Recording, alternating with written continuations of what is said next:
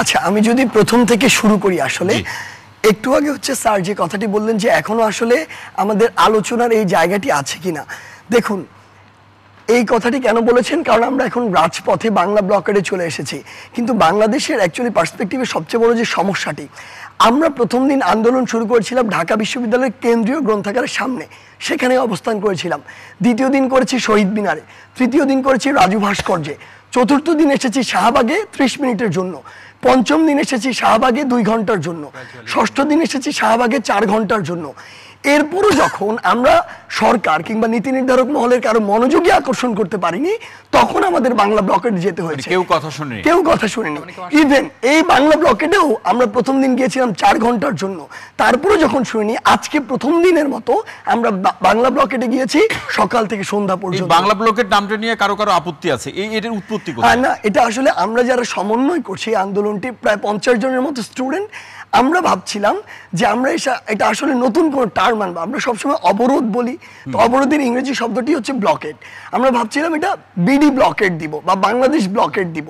তো পরে ভাবলাম যে বিডি ব্লকেড বা বাংলাদেশ ব্লকেড দেওয়ার চেয়ে আমরা ছোট করে যদি বাংলা শব্দটা ব্যবহার করি, যেন আমার একজন রিক্সা চালক, একজন মজুর, একজন শ্রমিক, তাকেও এই শব্দটা অ্যাটাচ করে।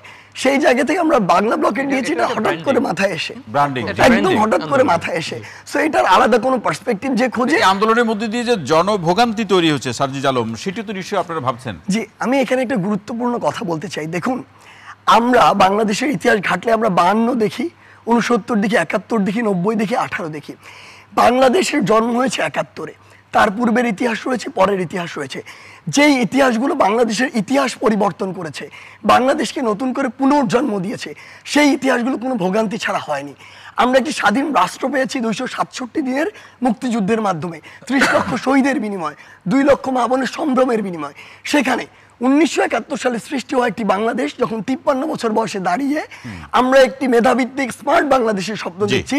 সেই টাইমে বাংলাদেশের পুনর্জন্মে আপনি কোনো একটি স্যাক্রিফাইস না করে বাংলাদেশে এরকম কিছু একটা পেয়ে যাবেন না। বাংলাদেশের অবস্থাটি এরকম নেই, বরং আমরা বিশ্বাস করি এখানে এই জায়গাতে আপনার কাছে প্রশ্ন, আপনারা আন্দোলন করছেন, সেটি তো আপনাদের সিদ্ধান্ত, বিরতি দেওয়া প্রয়োজন আছে কিনা? আদালতের যে বক্তব্য, অ্যাটর্নি জেনারেল যে বক্তব্য রাখলেন, তার থেকে আপনাদের মনে হয় না যে একটা বিরতি প্রয়োজন? দেখুন, আমাদের কথাটি ছিল আমাদের এক দফা নিয়ে আমরা আন্দোলন করছি, এবং এই এক দফাটির আসলে সামান্য কিছু অংশ আদালতের ওই প্রক্রিয়াধীন যে বিষয়টি, সেটিকে রিপ্রেজেন্ট করে, অধিকাংশ অংশকে করে না। আমাদের দাবির গুরুত্বপূর্ণ অংশ হচ্ছে সরকারি চাকরিতে সকল গ্রেডে এই কোটা সংস্কার করতে হবে। আদালতে প্রক্রিয়াধীন বিষয়টি হচ্ছে শুধুমাত্র প্রথম এবং দ্বিতীয় শ্রেণী। কিন্তু আপনি যদি লক্ষ্য করেন, বাংলাদেশে অ্যাকচুয়ালি প্রথম এবং দ্বিতীয় শ্রেণীতে যতজন মানুষ চাকরিতে রয়েছে, তার চেয়ে অনেক অনেক বেশি তৃতীয় এবং চতুর্থ শ্রেণীতে রয়েছে। পাশাপাশি ওই তৃতীয় এবং চতুর্থ শ্রেণীতে কোটা ব্যবস্থা 92% পর্যন্ত রয়েছে, যেটি আমরা প্রাইমারিতে দেখি। রেলওয়েতে 85% পর্যন্ত রয়েছে। তাহলে ওই যে বাংলাদেশের বিশাল একটি জনসংখ্যা যারা এই বঞ্চনার বা বৈষম্যের শিকার, তাদেরকে আমরা ভুলে গিয়ে কখনো অবিবেচকের মতো, স্বার্থপরের মতো শুধু আমাদেরকে নিয়ে আন্দোলন করতে পারি না। সেই জায়গাটিতে যখন আমরা সকল গ্রেড নিয়ে কথা বলছি, সেটি তো আমার অবশ্যই সরকারের কাছে চাইতে হবে, নির্বাহী বিভাগের কাছে চাইতে হবে। আরেকটি গুরুত্বপূর্ণ কথা আছে, 18 সালের পরিপত্রে কোনো কোটা দেয়া নেই। আমরা এটা সমর্থন করি না, কারণ আমরা বিশ্বাস করি সংবিধান অনুযায়ী বাংলাদেশে এখনো জাতিগোষ্ঠী রয়েছে।